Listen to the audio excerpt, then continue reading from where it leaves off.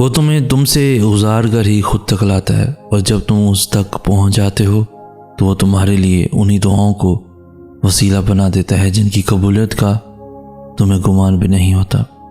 وہ جسے چن لیتا ہے اسے پاک کر دیتا ہے۔ کس چیز سے پاک؟ کبھی سوچا ہے؟ وہ پاک کر دیتا ہے اپنے سوا ہر اس شے سے جو تمہارے اور اس کے درمیان حائل ہو۔ وہ یوں تمہاری دعاؤں کو ہر اس رکاوٹ سے پاک کر دیتا ہے جو کن کا راستہ روکے کھڑی ہوتی ہے، اور پھر وہ ہوتا ہے جو نہ کسی نے سنا ہوگا اور نہ کسی نے دیکھا ہوگا۔ اگر اللہ آپ کو انتظار کروا رہا ہے تو اس کا یہ مطلب نہیں کہ وہ آپ کو سزا دے رہا ہے، بلکہ وہ آپ سے کچھ دیر تک رابطے میں رہنا چاہتا ہے۔ وہ چاہتا ہے کہ آپ مزید دعائیں کریں، وہ چاہتا ہے کہ آپ اس سے باتیں کریں، وہ آپ کی آواز بار بار سننا چاہتا ہے۔ اس لیے وہ آپ کو وہ چیز نہیں دے رہا ہے، اور اسی وجہ سے ہی وہ اس چیز کا خیال آپ کے دل و دماغ سے نہیں نکال رہا ہے۔ تم خود اس کے اشارے کا انتظار کر رہے ہو، پھر جب وہ تمہیں واضح اشارے دے رہا ہے تو تم اس کی بات کیوں نہیں سنتے؟ وہ آپ سے چھین بھی نہیں رہا اور آپ کے قریب بھی نہیں آنے دے رہا، تو اس کا مطلب ہے کہ وہ آپ کی دعا کا انتظار کر رہا ہے تاکہ وہ آپ کی دعاؤں کا جواب اپنے کن سے دے۔ تو آپ کیوں اداس ہیں؟ تو مایوس کیوں ہو؟ بس اپنے آپ کو کچھ وقت دیں، اور اس وقت تک دعا کرنا بند نہ کریں جب تک وہ کن نہ کہہ دے۔ اس رب کے حوالے سب معاملات کر دینے کا مطلب پتہ ہے کیا ہوتا ہے؟ اس کا مطلب ہوتا ہے کہ مکمل یقین کے ساتھ صبر کرنا، اس بات کا اطمینان کر لینا کہ اب جو بھی ہوگا وہی بہترین ہوگا، کیونکہ وہ رب آپ سے بے حد محبت کرتا ہے۔ وہ کچھ بھی ایسا نہیں ہونے دے گا جو آپ کو نقصان پہنچائے، اور اس کی قدرت اتنی وسیع ہے کہ وہ آپ کی سب دعاؤں کو قبول کر لے گا۔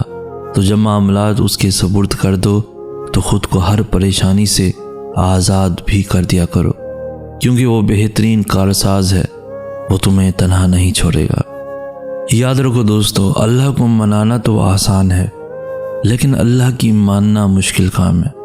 اسی لیے اللہ کبھی کبھار ہمیں زندگی کے اس موڑ پر لا کھڑا کرتا ہے جہاں ہمارے پاس کوئی بھی آپشن نہیں بچتا، پھر ہمیں اللہ کی ماننی پڑتی ہے، اور یہی ہمارے ایمان کا امتحان ہوتا ہے کہ جس چیز کا ہم اللہ سے دعویٰ کرتے ہیں، کیا واقعی ہم اس پر پورا بھی اتر سکتے ہیں؟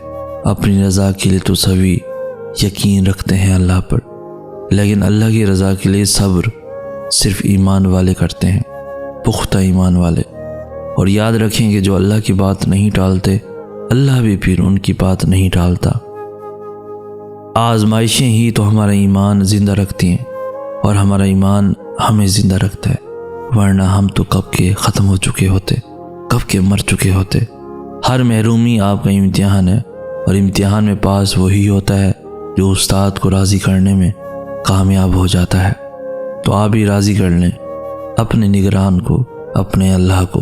اور آپ کیا گمان کرتے ہیں کہ یہ کہنے سے چھوڑ دیے جائیں گے کہ میں ایمان لایا اور پھر آزمائے نہ جائیں گے؟ کیوں وسوسے ستا رہے ہیں تمہیں؟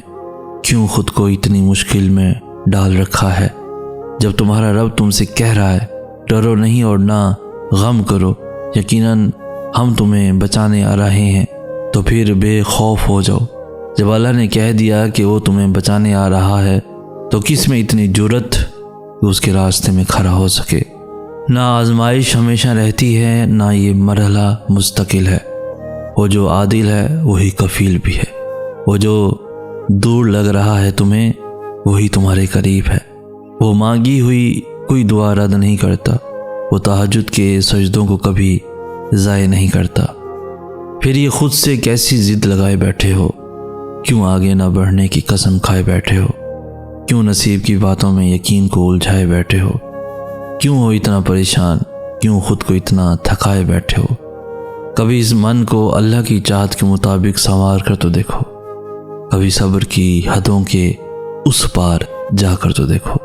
بس پھر ساری مرادیں سن لی جاتی ہیں، ساری جھولیاں بھر دی جاتی ہیں، ترستی ہوئی نگاہوں کے لیے معجزوں کی آمد ہوتی ہے، ساری بچھڑی ہوئی محبتیں واپس لوٹا دی جاتی ہیں، گمان سے لے کر مقدر تک ہر شے بدل دی جاتی ہے۔